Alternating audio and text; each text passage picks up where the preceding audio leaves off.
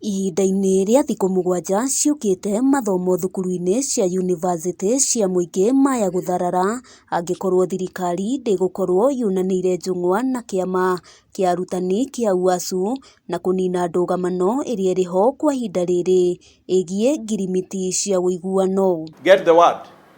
The strike shall commence on Wednesday, 17th September 2025. Mwandĩki mũnene wa kĩama kĩa UASU oigĩte ona thengia wa kũiguithanĩria na thirikari na kwandĩkanĩra ngirimiti, thirikari ndĩonanĩtie wendi wa gũkinyanĩria maũndũ macio. Just do it the way we have been doing it. Don't we do the streets as we negotiate in the boardroom. Once we conclude negotiations, we'll go to register it.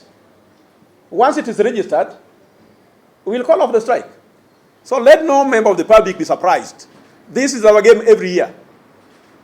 And since it is what they want, now we are taking the game to their doorstep. Mateta ma aruti wĩra aya nĩ hamwe na gũkorwo matamũkĩrĩte mathirĩ ma mũigana wa ciringi birioni 2.7 ma wũiguano wa mwaka wa 2021-2025 o ũndũ ũmwe na kwaga gũtirihwo na kũrutithio wĩra kwa wũiguano wa mwaka wa 2025-2029. 2.7 billion must hit our members' bank accounts.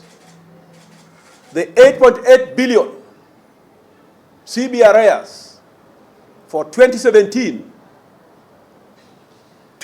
CBA must also hit our members' bank account. We are also asking that the negotiation for the 2025-2029 CBA, which was supposed to commence before June, so that implementation takes place, we don't find ourselves in the situation we are finding ourselves now. UASU yugĩte wona mukana wa notithi ĩno wakinya mũthia gũtarĩ ũndũ o wothe wũiguithanĩirio matigakorwo na wĩki o tiga gũthararia mathomo yunivasĩtĩ-inĩ ciothe 41. They just write to us PR letters.